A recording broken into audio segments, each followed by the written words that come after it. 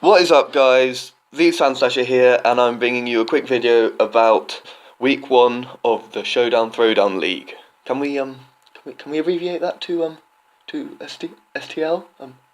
You'll ask the creator. Okay. Anyway, let's start off with the matches. First off, we have Whimsicott versus Agrons. The Watford Whimsicotts against the Arsenal Agrons. Now, Whimsicott are their coach is Dunsparce D. He's the creator of the league, so I was looking forward to this match above, I would say, any of the others except for my own, to see how good he is and so on. He did win. He got a 1-0 victory. It was quite close. It was very close, in fact. The Arsenal Agrons, coached by Jazz, kind of brought it back towards the end. He brought it from a 6-3 to a 1-0, which is quite impressive. There was one piece of hacks where Jazz missed a Draco Meteor and might have gone differently if he hadn't missed. We don't really know. It sort of depends on how each of the other members' plans would have gone from then onwards. So we can't really go into that anymore. But yeah, the Whimsicott got their first win. And they are 1-0. So, next up we have the Galades versus the Wormpools. The California Galades against the Virginia Wormpools. Coached by Pulse. I'm sorry about this. Damn it, Pulse! And Raging Red, respectively. Pulse got the victory in the end. A nice 2-0 victory. So yeah, I kind of want to say it was close, but I mean it wasn't really one-sided, but he kind of had control the whole time, in my opinion. He did really well. So yeah, that's pretty much all I have to say. Next up, we have my match. The Barcelona Barbaricals, or FC Barbaricalona, however you want to think of it. It goes by both names. Against Duot of the Galactica Ninjas. Galati, I'm not sure how you pronounce that. I don't think anyone does except for him. Again, I won in a 3-0. It was a very close match, though. It's much closer than the 3-0 indicates. He had me on my toes the whole time. I was really scared. I had the gap damage calc up, and it was, yeah. But I'm really pleased with the result. Of course, my 3 legendary bitches stayed deathless, which, you know, my 3 legendary dogs, which I was very proud of drafting, being the only thing standing after the first match. It kind of shows a lot, in my opinion. But yeah. So, and lastly, we have that must have hurt. We have the Philly Sneasels, coached by Christopher, going up against the Thunder Bay Tepigs, coached by Chris. And most of the other matches have been kind of close this week. Not this one. I'm sorry, Chris, but he completely wrecked you. So first up, he brought out his Zardex, set up Dragon Dance and killed 3 of his Pokemon. Then once that thing finally died from recoil, he brought out another one of his Mons. What was it? I can't remember right now. He brought out Gallade, regular Gallade, and he got 3 more kills with that, just straight up. It was complete devastation, and I'm really scared to face him next week. So, next up, let's go into the next segment, which I like to call the Deadpool. Since the film Deadpool came out recently, his name was based on a blackboard that was up above the bar of the assassin's place thing, where each of the people who go there count up their deaths. So I thought it'd be pretty cool if the top killers, that segment, we called it the Deadpool. So if you like that, cool. If you don't like that, please don't sue me. So, first up, at number 1, we have Mega Gallade, who basically destroyed the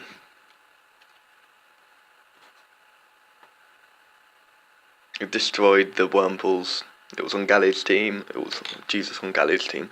It was on Pulse's team, and it was scary as fuck. It got 5 kills and it didn't even die. Second place, we have Entei from my team, the Barcelona Barbaricals, who went 3-0, which I'm very proud of. It got 3 kills, it didn't die.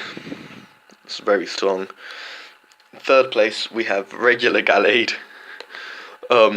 which also, it got 3 kills at the end of the Sneasels Tepigs match, and it, like, Chris had nothing for it. Nothing. It got completely wrecked. In 4th place and 5th place, we have Charizard X, also from the of the Sneasels, and Sylveon, who of the Whimsicott, I think. And they both went 3-1. Next up we have Quillfish, who went 2-0. Or did it go 2-1?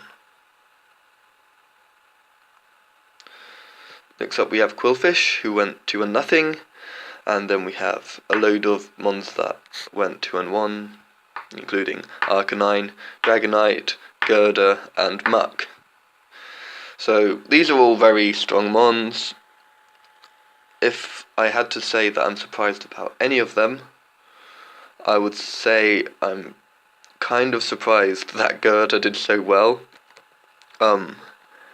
Muck I was not expecting on this list, but most of all, Quillfish is on the top killers list. It's on the Deadpool, and it's not even low down on it. It's like about midway. So yeah, I want to see some more Quillfish action this season, please. Anyway, that brings us to the standings, and in the Diamond Division, we have the Caleonia Gallades in first, the Whimsicott in second, both 1-0 with slightly different differential though, and Aggron in third, the Arsenal Aggrons, and in last place in the Diamond Division we have the Virginia Wormpools, which are only 0-1 with a -2 differential, so, you know, it's still anyone's game in that division. Now, in the Pearl Division, first place we have the Sneasels with 1-0 and a 5-0 differential. Second place, me, the Barcelona Barbaricals, with a 3-0 with a 3 differential, 1-0, and then we have the Galaxy Greninja with an 0-3, with 0-1 with a -3 different. Jesus Christ! And in last place we have Chris of the Thunderbait Tepigs, 0-1 and a -5 differential. So it looks like the Pearl Division's slightly more lopsided than the Diamond Division, but you know, it's still week 1. We'll have to see what happens next week.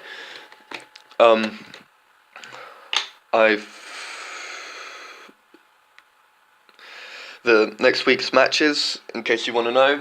Okay, that brings us to the last segment, next week's matches and my predictions. First off, we have the Whimsicott versus the Gallades, which will be an amazing match. I'm going to go for Pulse here, just because he was a little bit more dominant in his match, I feel, than Dunsparce was. So we'll see. It's going to be a really good match. I think it could go either way. So yeah. Secondly, we have the Arsenal Lagrons against the Virginia Wormpools.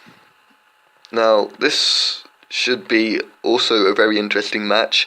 They're both coming off of fairly close wins, so it will be interesting to see who comes out on top at the end. Like, they'll both really be wanting a win.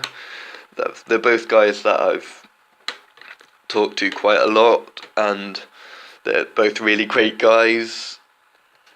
I really thought that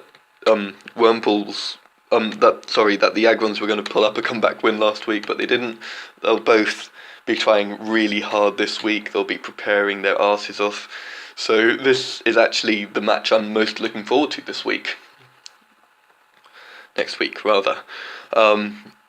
Then in the Pearl Division, we have me, the THESandslasher of the Barcelona Barbaricals, facing off against Christopher of the Philly Sneasels, and I am scared as shit.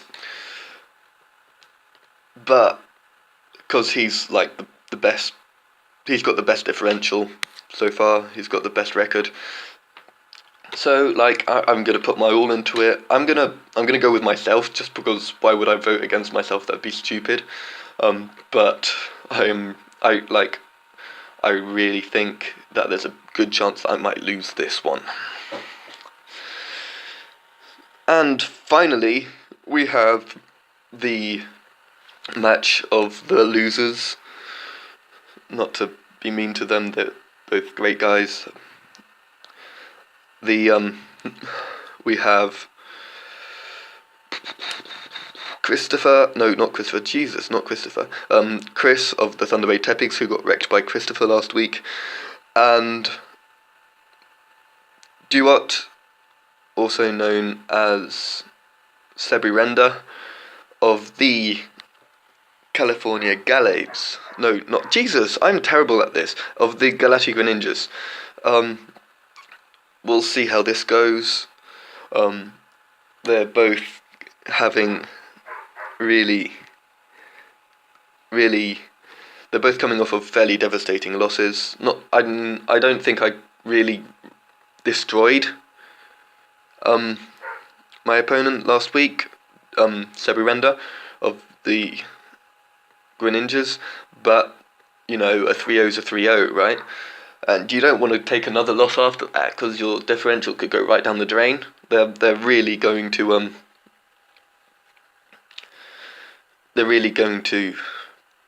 really want to win, both of them. I'm going to go for the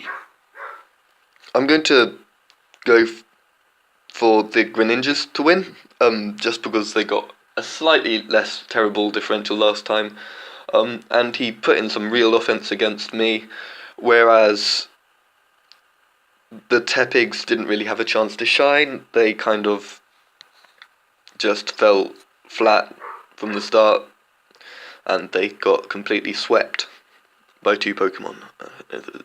5-0. It's, maybe it's just that we haven't seen him yet. Maybe it's just Christopher being that dominant in his predictions, and he just completely won because of that, and we haven't seen what Chris can do yet, which I think is quite likely. But for now, I'm going to put my money on Sabryrender.